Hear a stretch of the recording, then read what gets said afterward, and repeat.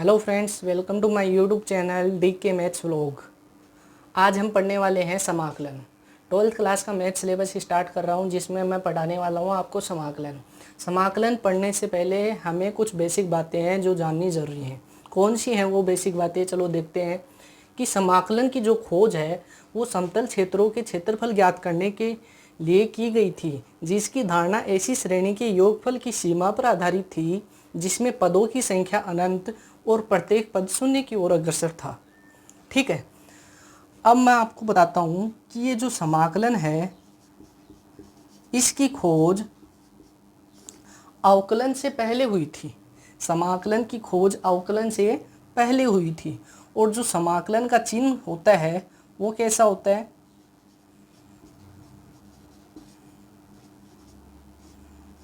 समाकलन का चिन्ह ऐसा होता है। अब देखो ये चिन्ह आया कहाँ से। देखो यहाँ पर ये योगफल की सीमा पर आधारित है समाकलन। ठीक है, अब देखो सम है वो होता है अपना योगफल। सम का मतलब क्या होता है? योगफल। और इस सम का जो पहला अक्षर है एस, उसका जो बिगड़ा हुआ रूप है यही क्या है? समाकलन का चिन्ह है। अगर मैं एस को बिगाड़ देता हूं, इसका रूप चेंज कर देता हूं,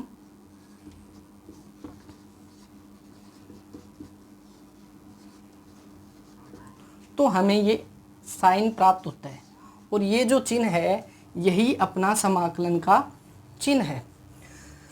और ये जो समाकलन है वो अवकलन की एक विपरीत प्रक्रिया होती है। कि समाकलन है वो अवकलन की सेम उल्टी प्रक्रिया है। तो मैं ये कह सकता हूँ, अर्थात अवकलन की विपरीत या उल्टी प्रक्रिया, अवकलन की उल्टी या विपरीत प्रक्रिया को, अवकलन की उल्टी या विपरीत प्रक्रिया को समाकलन कहते हैं। ऐसा हम कह सकते हैं।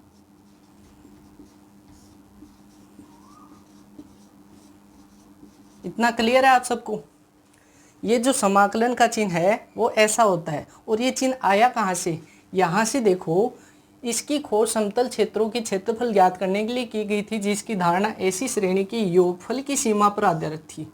ठीक है, अब ये योगफल पर आधारित है तो योगफल का जो इंग्लिश ट्रांसलेट है वो होता है सम। और इसका जो पहला लेटर है एस, उसका जो बिगड़ा हुआ रूप है वही समाकलन का चिन्ह है। क्लियर है? और जो समाकलन है वो अवकलन की विपरीत प्रक्रिया होती है। अतः मैं कह सकता हूं कि अवकलन की विपरीत प्रक्रिया को हम कहते हैं समाकलन। ठीक है, इसके बाद में नेक्स्ट देखना। देखो, मैंने आपको बताया कि जो समाकलन है वो अवकलन की विपरीत प्रक्रिया है। ठीक है, और मैंने आपको बताया कि समाकलन का चिन्ह ऐसा होता है। और मैं आपको ये बताता हूँ कि समाकलन के चिन्ह, इस चिन्ह के साथ में डी अक्ष का होना जरूरी है। इस समाकलन चिन्ह के साथ डी अक्ष का होना जरूरी है, जिसका अर्थ होता है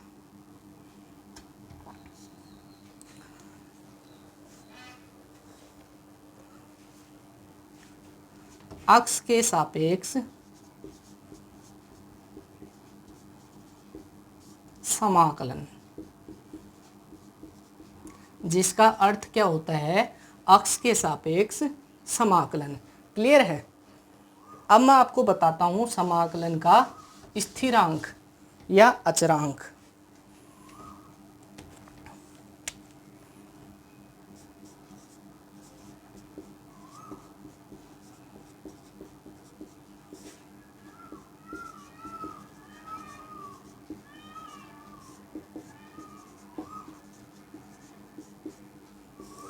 अचर। ठीक है, देखो समाकलन स्थिरांक क्या होता है। अब देखो यहाँ पर कि समाकलन अवकलन की विपरीत प्रक्रिया है। और हम सभी जानते हैं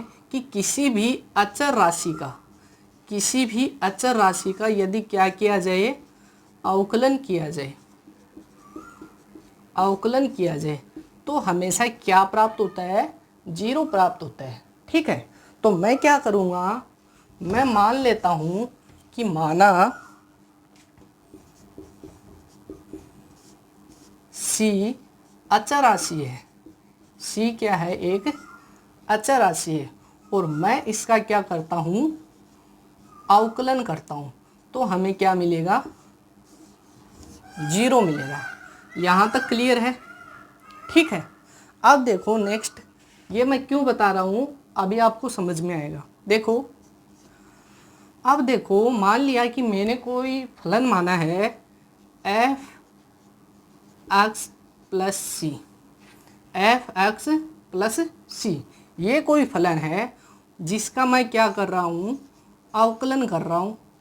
ये कोई फलन है जिसका मैं अवकलन कर रहा हूँ। तो अवकलन का जो नियम है वो क्या होता है, अगर योग में है कोई फलन तो उन दोनों के साथ में अलग अलग उनका अवकलन किया जा सकता है।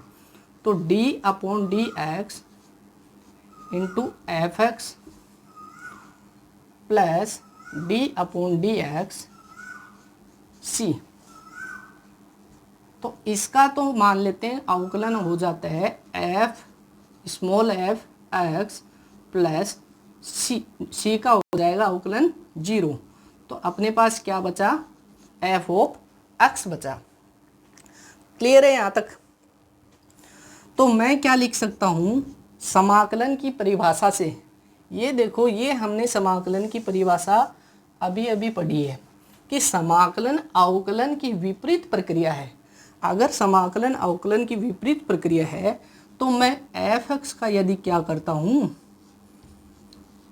समाकलन करता हूँ एक्स के सापेक्ष, तो हमें क्या प्राप्त होगा, एफ एक्स प्लस सी प्राप्त होगा। तो हमें क्या प्राप्त होगा, एफ एक्स प्लस सी प्राप्त होगा।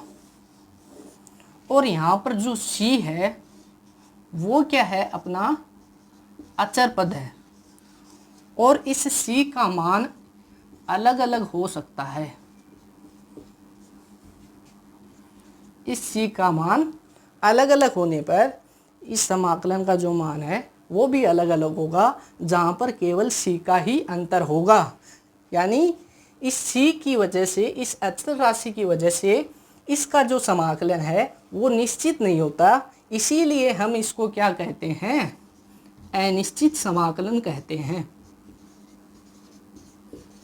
इसीलिए इसको अनिश्चित समाकलन बोला जाता है। क्लियर है यहाँ तक? अब आगे देखो,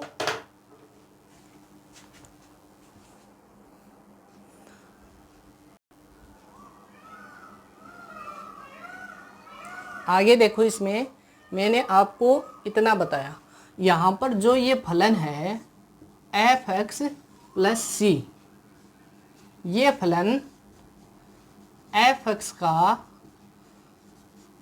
व्यापक समाकल,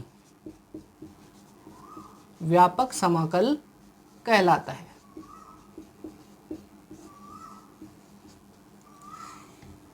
ये जो फलन है एफ एक्स प्लस सी, ये एफ एक्स का व्यापक समाकल कहलाता है। क्लियर है यहाँ तक? ठीक है, ये क्लियर है। अब देखो, ये जो पूरा पद है इसका क्या अर्थ होता है, इसका अर्थ है, इसको बोला जाता है कि एफ एक्स का एक्स के सापेक्ष समाकलन, इसको हम क्या बोलते हैं कि क्या हो रहा है, यहाँ पर एफ एक्स का एक्स के सापेक्ष समाकलन हो रहा है। ठीक है, इसका आपको पता ही है, ये समाकलन का चिन्ह है। ठीक है, और यहाँ पर जो एक्स है वो क्या है, एक चर राशि है। ठीक है, और इसमें जो एफ एक्स है उसको अपन बोलते हैं समाकल्य, उसको अपन क्या बोलते हैं, समाकल्य बोलते हैं। इतना क्लियर हो गया आपको? ठीक है। इसके बाद में हम इसके कुछ कॉन्सेप्ट और कुछ रूल पढ़ेंगे, ये नोट कर लीजिए आप।